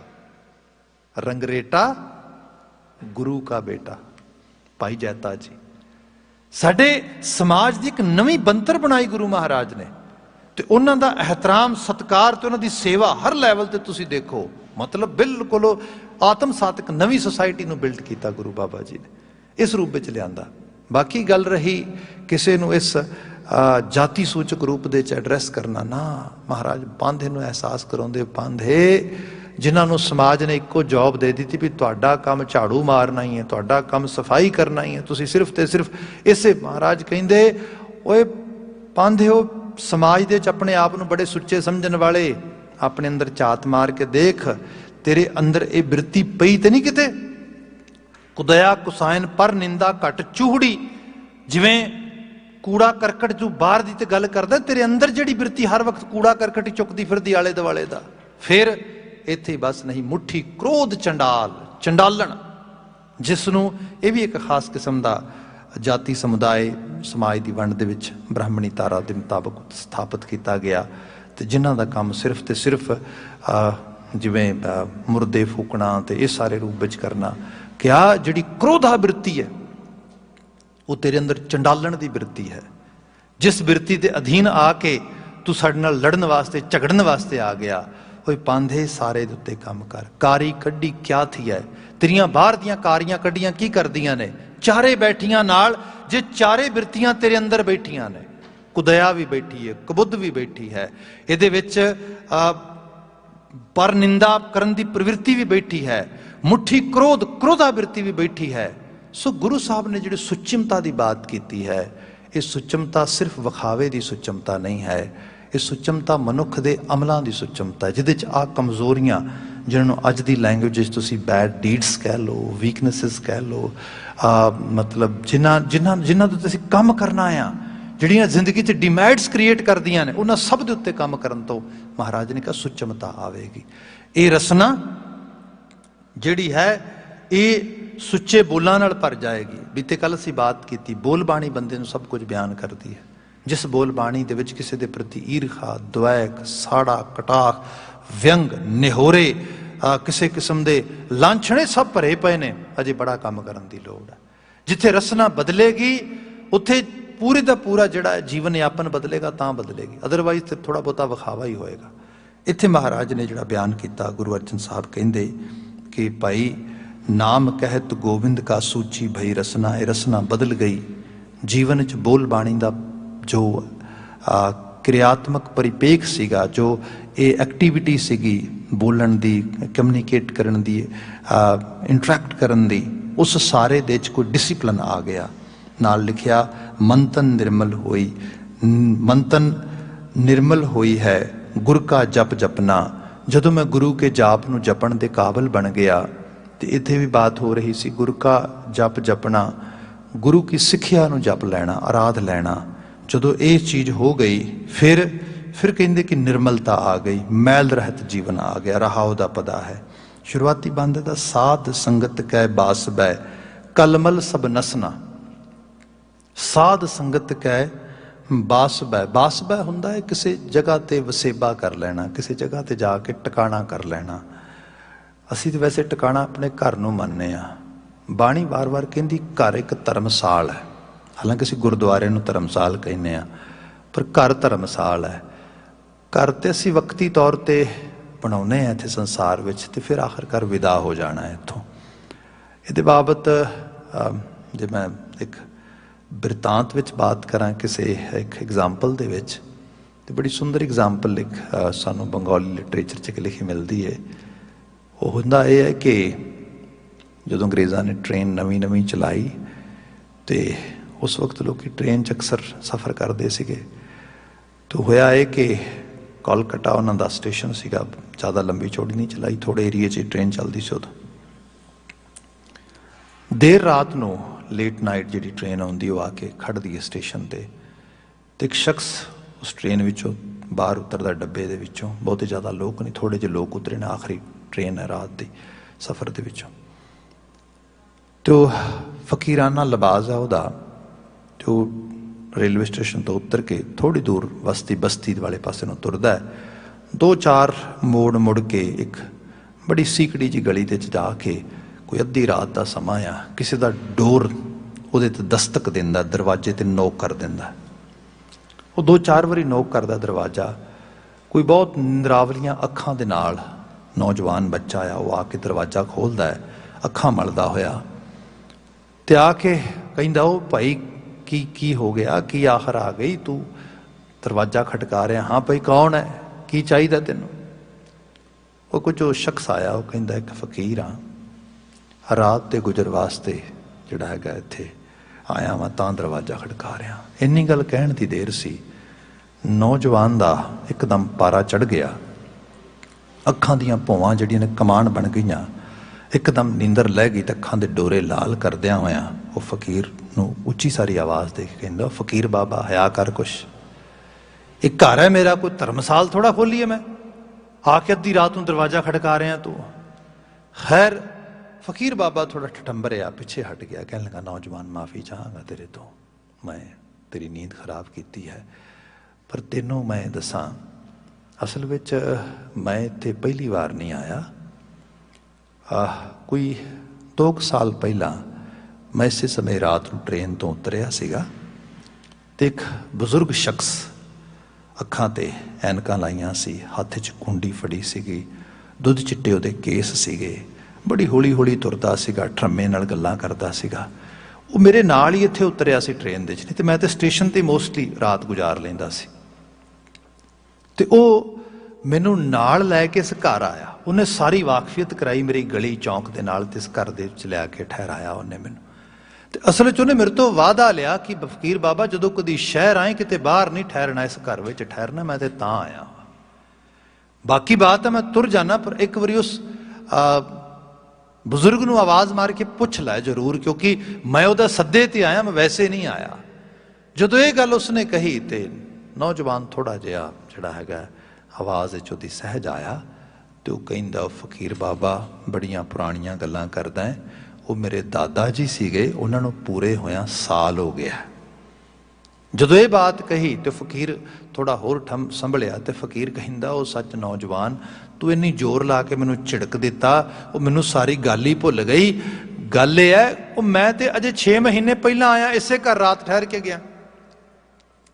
तेरी जगह ते एक अधेड़ उम्र का शख्स सीगा ते उन्हें आके दरवाजा खोलिया, उन्हें मैनूं जी आया कहा, बहुती साडी गल ते नहीं हुई क्योंकि देर रात सी, उन्होंने भी किते सौण दी काल सी ते मैं भी सो गया। ते बड़ी अर्ली मॉर्निंग बहुत सवेर जल्दी उठ के मैं चला गया, मुड़ के गलबात नहीं हुई, जा उन्होंने बुला के लिया जो दादा नहीं हैगा तेरा। ते हुण नौजवान की आवाज़ बिल्कुल शिथिल हो गई, बिल्कुल जिहड़ी है नम हो गई, तो थोड़ा अखां च उहदियां नरमी आ गई।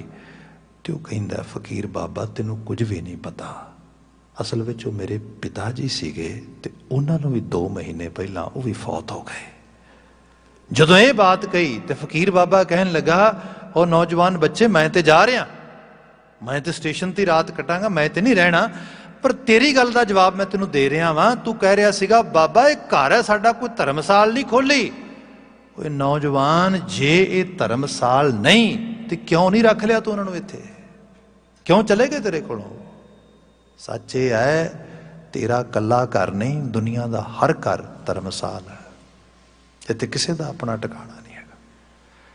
बाबा फरीद जी जो बाणी पढ़ते हैं, जो ये जिक्र करते ने, फरीदा गौर नहीं माणी सड करे नहीं करया करे आओ। कहते मड़ी आवाज़ देंदी ते कहंदी निकरे मनुख आ घर है तेरा।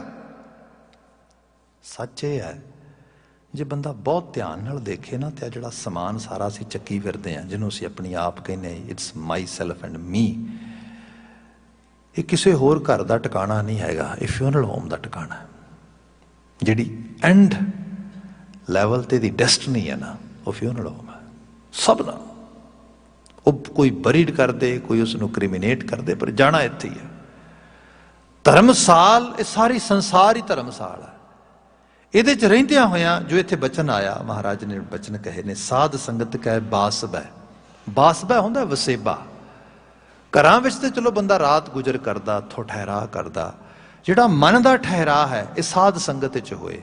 ਇੱਕ ਐਸੀ ਸੰਗਤ ਜਿਹਨੂੰ ਅਸੀਂ ਕੰਗਰੀਗੇਸ਼ਨ ਕਹਿੰਦੇ ਹਾਂ, ਉੱਥੇ ਆ ਕੇ ਬੰਦਾ ਠਹਿਰੇ, ਮਨ ਲਾਵੇ, ਮਨ ਦੇ ਵਲਵਲਿਆਂ ਦੇ ਵਿੱਚ ਸੰਗਤ ਦਾ ਪ੍ਰਭਾਵ ਪਏ, ਗੁਣਾਤਮਕ ਪੱਖ ਵਿੱਚ ਗੁਣ ਗ੍ਰਹਿਣ ਕਰਨ ਵਾਸਤੇ, ਚੰਗੇਰੇ ਕਿਸਮ ਦੇ ਵਿਚਾਰਾਂ ਨੂੰ ਗ੍ਰਹਿਣ ਕਰਦਿਆਂ ਹੋਇਆਂ ਈਵਨ ਰੱਬ ਦਾ ਪ੍ਰਭਾਵ ਪਏ ਬੰਦੇ ਦੇ ਅੰਦਰ। ਇਹ ਜਿਹੜੀ ਚੀਜ਼ ਆ ਇਹਦੇ ਨਾਲ ਜੀਵਨ ਸੁੱਚਾ ਹੁੰਦਾ। ਅਦਰਵਾਈਜ਼ ਜੀਵਨ ਦੇ ਵਿੱਚ ਕੂੜ ਤੇ ਝੂਠ ਭਰਦੀ ਲੱਗੀ ਜਾਂਦੀ। ਗੁਰੂ ਮਹਾਰਾਜ ਗੁਰੂ ਅਰਜਨ ਸਾਹਿਬ ਬਿਆਨ ਕਰਦੇ, ਸਾਧ ਸੰਗਤ ਕੈ ਬਾਸ ਬੈ ਕਲਮਲ ਸਭ ਨਸਨਾ। ਕਲਮਲ ਕਲਹਾ ਕਲੇਸ਼ ਤੇ ਮਲ ਦੀਆਂ ਬਿਰਤੀਆਂ ਜਿਨ੍ਹਾਂ ਚੋਂ ਪਾਪ ਜਨਮ ਲੈਂਦੇ ਨੇ। ਕਲੇਸ਼ ਦੇ ਮਾਰੇ ਹੋਏ ਮਨ ਵਿੱਚੋਂ ਕੁਛ ਵੀ ਨਹੀਂ, ਕ੍ਰੋਧ ਜਨਮ ਲਏਗਾ। ਕਲੇਸ਼ ਦੇ ਮਾਰੇ ਮਨ ਵਿੱਚੋਂ ਕੀ ਜਨਮ ਲਏਗਾ? ਜਾਂ ਵੀਕਨੈਸ ਜਨਮ ਲਏਗੀ, ਬੰਦਾ ਆਪਣਾ ਨੁਕਸਾਨ ਕਰੇਗਾ, ਜਾਂ ਅਗਰੈਸ਼ਨ ਜਿਹਨੂੰ ਅਸੀਂ ਕਹਿੰਦੇ ਹਾਂ ਕਿ ਕਿਸੇ ਕਿਸਮ ਦੀ ਜਿਹੜੀ ਹੈ ਬੰਦੇ ਦੇ ਅੰਦਰ ਇੱਕ ਕ੍ਰੋਧਾ ਭਾਵ ਵਧੇਗਾ, ਕਿਸੇ ਦਾ ਨੁਕਸਾਨ ਕਰੇਗਾ। ਪਾਪ ਹੀ ਹੈ ਸਾਰਾ। ਇੱਥੇ ਸਾਹਿਬ ਨੇ ਕਿਹਾ ਜੇ ਮਨ ਸੰਗਤ ਵਿੱਚ ਆ ਕੇ ਵਸੇ, ਚੰਗੇ ਗੁਣਾਂ ਨੂੰ ਗ੍ਰਹਿਣ ਕਰੇ, ਕਲਮਲ ਸਭ ਨਸਣਾ, ਇਹ ਨਸ ਜਾਣਗੇ ਇਹ ਚੀਜ਼ਾਂ। ਬੰਦੇ ਇਹਨਾਂ ਚੋਂ ਬੰਦੇ ਨੂੰ ਮੁਕਤ ਹੋ ਜਾਏਗਾ ਬੰਦਾ ਇਹਨਾਂ ਦੇ ਵਿੱਚੋਂ। ਪ੍ਰਭ ਸੇਤੀ ਰੰਗ ਰਾਤਿਆਂ ਤਾਂ ਤੇ ਗਰਭ ਨਾ ਗ੍ਰਸਨਾ। ਹਾਂ, ਜੇ ਪ੍ਰਭੂ ਦੇ ਰੰਗ 'ਚ ਸੁਰਤ ਰੰਗੀ ਜਾਏ ਫਿਰ ਤਾਂ ਤੇ ਗਰਭ ਨਾ ਗ੍ਰਸਨਾ, ਫਿਰ ਗਰਭ ਵਿੱਚ ਗ੍ਰਸਤ ਨਹੀਂ ਹੋਏਗਾ। ਗਰਭ ਵਿੱਚ ਗ੍ਰਸਤ ਹੋਣਾ ਜਿਸ ਨੂੰ ਇਹ ਕਹਿ ਲਓ ਕਿ ਜੀਵਨ ਮਰਨ ਦੇ ਗੇੜ ਵਿੱਚ ਪੈ ਜਾਣਾ। ਡੀਪ ਲੈਵਲ ਤੇ ਦੇਖੋ, ਰੀਸੈਂਟਲੀ ਜਿਹੜਾ ਐਲੋਪੈਥੀ ਦਾ ਮਾਡਲ ਫੋਲੋ ਕੀਤਾ ਗਿਆ, ਉਹਦੇ ਨਾਲ ਜਿਹੜੀ ਲਾਈਫ ਐਕਸਪੈਕਟੈਂਸੀ ਸੀਗੀ ਇਹ ਵੱਧ ਗਈ। ਤੇ ਇਹ ਵਧਣ ਦੇ ਨਾਲ ਬੰਦੇ ਨੂੰ ਮਹਿਸੂਸ ਹੋਣ ਲੱਗ ਗਿਆ ਕਿ ਮਰਨਾ ਤੇ ਝੂਠ ਹੀ ਹੋ ਗਿਆ। ਇਹ ਆਲਮੋਸਟ ਬੰਦੇ ਨੂੰ ਇਸ ਤਰ੍ਹਾਂ ਲੱਗਣ ਵੀ ਲੱਗ ਜਾਂਦਾ ਹੈ। ਈਵਨ ਮੈਂ ਤੇ ਬਹੁਤ ਸਾਰੇ ਲਿਖਾਰੀ ਐਵੇਂ ਪੜ੍ਹੇ, ਜਿਵੇਂ ਖੁਸ਼ਵੰਤ ਸਿੰਘ, ਬੜਾ ਉਮਦਾ ਲਿਖਾਰੀ ਮੰਨਦੇ, ਹਾਲਾਂਕਿ ਚਲੋ ਸਾਡੇ ਨਾਲ ਤੇ ਉਹਨੇ ਬਹੁਤ ਜ਼ਿਆਦਾ ਜਾਇਜ਼ ਕੰਮ ਨਹੀਂ ਕੀਤਾ ਕਿ ਕਈ ਜਗ੍ਹਾ ਤੇ ਉਹਨੇ ਬਹੁਤ ਜਿਹੜਾ ਹੈਗਾ ਨਾ ਗਵਾਰਾ ਚੀਜ਼ਾਂ ਲਿਖੀਆਂ, ਪਰ ਚਲੋ ਇੱਕ ਲਿਖਾਰੀ ਸੀਗਾ। ਉਮਰ ਭੋਗੀ, 90 ਕ੍ਰਾਸ ਕਰ ਗਿਆ ਆਲਮੋਸਟ। ਤੇ ਇੱਕ ਲੈਵਲ ਤੇ ਜਿਵੇਂ ਬੰਦਾ ਜਿਉਂਦਾ ਬੜਾ ਫਰਸਟ੍ਰੇਟ ਨਹੀਂ ਹੋ ਜਾਂਦਾ, ਉਹਦੀਆਂ ਲਿਖਤਾਂ 'ਚ ਐਵੇਂ ਝਾਤ ਪੈਂਦੀ ਹੈ। ਉਹ ਕਿਤੇ ਲਿਖਦਾ ਮੇਰੀ ਚਿੱਠੀ ਗਵਾਚ ਗਈ ਹੈ, ਮੈਂ ਉਡੀਕ ਹੀ ਕਰੀ ਜਾਂਦਾ, ਮਤਲਬ ਬੰਦੇ ਨੂੰ ਲੱਗਦਾ ਵੀ ਇੰਨਾ ਮਤਲਬ 10 ਦਹਾਕੇ ਕਰੀਬ ਰਹਿ ਲਿਆ, ਥੋੜਾ ਦਿਨ ਹੁੰਦਾ, ਸਦੀ ਦੇ ਕਰੀਬ। ਇੱਥੇ ਤੇ ਜਿਹੜਾ ਬੋਰਡਮ ਆ ਧਰਤੀ ਦੇ ਉੱਤੇ, ਤੇ ਫਿਰ ਇਹ ਵੀ ਹੈ ਇੱਕ ਲੈਵਲ ਤੱਕ ਬੰਦੇ ਨੂੰ ਖਾਣ ਪੀਣ ਰਹਿਣ ਸਹਿਣ ਇਹ ਸੁਖਮਈ ਲੱਗਦਾ। ਉਸ ਤੋਂ ਬਾਅਦ ਜਦੋਂ ਕਿਤੇ ਉਸ ਲੈਵਲ ਤੇ ਨਾ ਬੰਦਾ ਖਾ ਸਕਦਾ, ਨਾ ਪਾ ਸਕਦਾ, ਨਾ ਆਲੇ ਦੁਆਲੇ ਕੁਝ ਰਹਿੰਦਾ, ਸੱਜਣ ਮਿੱਤਰ, ਕਿਉਂਕਿ ਇਹ ਵੀ ਇੱਕ ਇਨਵੈਸਟਮੈਂਟ ਹੁੰਦੀ ਹੈ। ਤੁਸੀਂ ਆਪਣੇ ਇਮੋਸ਼ਨਸ ਇਨਵੈਸਟ ਕਰਦੇ ਹੋ, ਟਾਈਮ ਇਨਵੈਸਟ ਕਰਦੇ ਹੋ, ਦੋਸਤੀ ਬਣਾਉਂਦੇ ਹੋ, ਰਿਸ਼ਤੇ ਬਣਾਉਂਦੇ ਹੋ, ਜੋ ਸਾਰੇ ਤੁਹਾਡੇ ਤੋਂ ਵਿਦਾ ਹੋ ਜਾਣ, ਆਈਸੋਲੇਟ ਹੋ ਜਾਏਗਾ ਬੰਦਾ। ਕੀ ਕਰੇਗਾ? ਇਸ ਲੈਵਲ ਤੇ ਬੰਦੇ ਨੂੰ ਲੱਗਦਾ ਵੀ ਉਹ ਹੋ ਪਤੇ ਤੇ ਮਤਲਬ ਉਸ ਰੂਪ ਵਿੱਚ ਖਤਮ ਹੀ ਹੋ ਗਿਆ ਸਭ ਕੁਝ। ਪਰ ਇਹ ਵੀ ਸੱਚਾਈ ਹੈ, ਬੰਦੇ ਨੂੰ ਇੱਕ ਲੈਵਲ ਤੇ ਹੀ ਭੁੱਲ ਜਾਂਦਾ ਵੀ ਸ਼ਾਇਦ ਸੰਸਾਰ ਤੋਂ ਵਿਦਾ ਵੀ ਹੋਣਾ ਆ। ਤੇ ਜਦੋਂ ਬੰਦੇ ਨੂੰ ਆਪਣੀ ਵਿਦਾਇਗੀ ਨਜ਼ਰ ਪੈਂਦੀ ਹੈ, ਫਿਰ ਕਈ ਵਾਰੀ ਇਹ ਵੀ ਸਵਾਲ ਆਉਂਦਾ ਹੈ, ਵਟਸ ਆਫਟਰ ਦੈਟ? ਇਸ ਤੋਂ ਬਾਅਦ ਕੀ ਹੈ? Sometime people ask, Bhai Sahib what is after death? ਭਾਈ ਗੱਲ ਇਹ ਹੈ, ਮੈਂ ਤੇ ਬਾਣੀ ਦਾ ਬਲੀਵਰ ਹਾਂ। ਬਾਣੀ ਕਹਿੰਦੀ ਹੈ ਜਾਂ ਤੇ ਰੀਇਨਕਾਰਨੇਸ਼ਨ ਹੈ, रिसाइकल होएगा बार बार, या अब तो जाए चढ़े सिंहासन मिले हैं सारंग पानी, या सारंग पान हो जाओगे, ਉਹਦਾ रूप हो जाओगे। ये दो ही रूप ने। इत्थे साहब ने बयान किया, महाराज कहते भी जे तू आ असूल पर प्राप्त करेगा, जीवन की सुचमता दे नाल अपने आप ਨੂੰ जोड़ लेगा। प्रभ सेती रंग रातियां ताते गर्भ न ग्रसना, फिर गर्भ ग्रसना नहीं हैगा। हर रस चाखत तरापिया मन रस लै हसना। ਇਹ ਮਨ ਫਿਰ ਇੱਕ ਖੁਸ਼ੀ ਦੇ ਐਸੇ ਟਿਕਾਣੇ ਤੇ ਜਾ ਬੈਠੇਗਾ ਜਿੱਥੇ ਹਰ ਰਸ ਚਾਖਤ ਤਰਾਪਿਆ। ਤਰਾਪੇ ਦਾ ਮਤਲਬ ਹੁੰਦਾ ਹੈ ਕੰਟੈਂਟਮੈਂਟ, ਖੁਸ਼ੀ, ਤ੍ਰਿਪਤੀ ਆ ਜਾਣੀ। ਬੁੱਧ ਪ੍ਰਗਾਸ ਪ੍ਰਗਟ ਭਈ ਉਲਟ ਕਮਲ ਵਿਕਸਨਾ। ਬੁੱਧੀ ਦਾ ਪ੍ਰਗਾਸ਼ ਹੋ ਜਾਣਾ, ਰੌਸ਼ਨੀ ਹੋ ਜਾਣੀ, ਅਕਲ ਲਤਾਫਤ ਸਿਆਣਪ ਆ ਜਾਣੀ। ਫਿਰ ਕਿਆ? ਉਲਟ ਕਮਲ ਵਿਗਾਸਨਾ। ਉਲਟ ਕਮਲ ਕੌਲ ਫੁੱਲ ਕਹਿੰਦੇ ਬੰਦੇ ਦਾ ਉਲਟ ਗਿਆ ਆ। ਹਾਲਾਂਕਿ ਇਹ ਜੋਗੀ ਕਿਰਿਆ 'ਚ ਹੋਰ ਤਰ੍ਹਾਂ ਬਿਆਨ ਕੀਤਾ ਗਿਆ, ਪਰ ਇੱਥੇ ਮੈਟਾਫੋਰਿਕ ਵੇ ਨਾਲ ਆਇਆ ਹੈ ਕਿ ਜੇ ਆਪਾਂ ਦੇਖੀਏ ਨਾ, ਸਾਡਾ ਜਿਹੜਾ ਸਾਰਾ ਬ੍ਰੇਨ ਤੇ ਹਾਰਟ ਤੇ ਸਭ ਕੁਛ ਇਹ ਕੈਮੀਕਲਸ ਨੇ ਸਾਰੇ। ਤੇ ਜੋ ਵੀ ਖੁਰਾਕ ਖਾਵਾਂਗੇ, ਜੋ ਵੀ, ਈਵਨ ਜੇ ਬੰਦੇ ਦੇ ਅੰਦਰ ਬੇਤਹਾਸ਼ਾ ਸੋਚ ਵਿੱਚ ਨਕਾਰਾਤਮਕ, ਵਕਾਰਾਤਮਕ ਤੇ ਬਿਲਕੁਲ ਜਿਹਨੂੰ ਕਹਿ ਲਓ ਕਿ ਇੱਕ ਰਾਗ ਦੁਐਖ ਹੀ ਚੱਲੀ ਜਾ ਰਿਹਾ ਅੰਦਰ, ਉਹ ਬੰਦਾ ਉਹਨੂੰ ਅੰਮ੍ਰਿਤ ਵੀ ਪਿਆਓਗੇ, ਉਸ ਨੂੰ ਤੁਸੀਂ ਵਧੀਆ ਤੋਂ ਵਧੀਆ ਖੁਰਾਕ ਵੀ ਜਿਹੜੀ ਉਹਨੂੰ ਪੇਸ਼ ਕਰੋਗੇ, ਉਹਨੂੰ ਦੇਣ ਦੀ ਟਰਾਈ ਕਰੋਗੇ, ਜ਼ਹਿਰ ਬਣਦਾ ਲਗਾ ਜਾਏਗਾ। ਜੇ ਇਹਦੇ ਮੁਕਾਬਲਤਨ ਬੰਦੇ ਦੀ ਸੋਚ ਦੇ ਵਿੱਚ ਬਿਲਕੁਲ ਚੰਗਾਪਨ ਹੈ, ਚੰਗੇਰਾਪਨ ਹੈ, ਉਸ ਰੂਪ ਵਿੱਚ ਵਿਚਾਰਕ ਰੂਪ ਦੇ ਵਿੱਚ, ਤੇ ਫਿਰ ਭਾਵੇਂ ਉਹਨੂੰ ਪੱਥਰ ਵੀ ਖਵਾਓ ਉਹ ਵੀ ਹਜਮ ਹੋ ਜਾਣਗੇ, ਉਹ ਵੀ ਚੰਗੇਰੇ ਰੂਪ ਵਿੱਚ ਲੱਗ ਜਾਣਗੇ। ਇਹ ਅੱਜ ਦੀ ਸਾਡੀ ਸਾਇੰਟੀਫਿਕ ਸਟੱਡੀ ਵੀ ਦੱਸ ਰਹੀ। ਇੱਥੇ ਜੋ ਜ਼ਿਕਰ ਆ ਰਿਹਾ ਮਹਾਰਾਜ ਬਿਆਨ ਕਰ ਰਹੇ ਨੇ ਕਿ ਜੇਕਰ ਤੂੰ ਉਸ ਲੈਵਲ ਤੇ ਆਪਣੇ ਅੰਦਰ ਹਰੀ ਦੇ ਜਾਪ ਦੇ ਜਪਣ ਦੀ ਬਾਤ ਲੈ ਆਵੇਂਗਾ ਤੇ ਫਿਰ ਚੇਤੇ ਰੱਖੀ ਇਹਦੇ ਨਾਲ ਹਰ ਰਸ ਚਾਖ ਤਰਾਪਿਆ ਮਨ ਰਸ ਲੈ ਹਸਨਾ, ਮਨ ਖੁਸ਼ੀ ਦੇ ਟਿਕਾਣੇ ਪਹੁੰਚੇਗਾ, ਚਾਹ ਵਾਲੇ ਪਾਸੇ ਬੁੱਧ ਪ੍ਰਗਾਸ ਪ੍ਰਗਟ ਭਈ ਕਮਲ ਵਿਗਸਨਾ, ਤੇਰੇ ਅੰਦਰ ਦਾ ਕਮਲ ਵਿਗਸੇਗਾ, ਤੇਰੇ ਜੀਵਨ ਦੇ ਵਿੱਚ ਤੂੰ ਮੈਂਟਲੀ ਹੈਲਦੀ ਫੀਲ ਕਰੇਗਾ।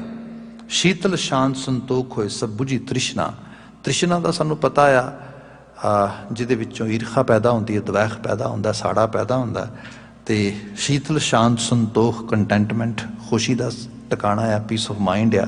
ਬਾਬਾ ਜੀ ਕਹਿੰਦੇ ਉਹ ਜਿਹੜੀ ਤ੍ਰਿਸ਼ਨਾ ਆ ਉਹ ਕੰਟੈਂਟਮੈਂਟ, ਉਹ ਪੀਸ ਆਫ ਮਾਈਂਡ 'ਚ ਕਨਵਰਟ ਹੋ ਜਾਏਗੀ। ਦਹਨ ਦੀ ਸਤਾਵਤ ਮਿਟ ਗਏ ਨਿਰਮਲ ਥਾਨ ਬਸਨਾ, ਮਨ ਮਾਈਂਡ ਵਾਂਡਰਿੰਗ ਜਿਹੜੀ ਹੋ ਰਹੀ ਹੈ ਇਹਦੇ ਵਿੱਚ ਵੀ ਰੋਕ ਲੱਗ ਜਾਏਗੀ, ਬੰਦੇ ਦਾ ਜੀਵਨ ਵੀ ਤਬਦੀਲ ਹੋਏਗਾ, ਮਨ ਦੀ ਦੁਨੀਆ 'ਚ ਭਟਕਣਾ ਨਹੀਂ ਰਹੇਗੀ। ਰਾਖਨ ਹਾਰੈ ਰਾਖਿਆ ਭਏ ਭਰਮ ਪਸਨਾ, ਪਸਨਾ ਭਸਮ ਹੋ ਜਾਣੀ।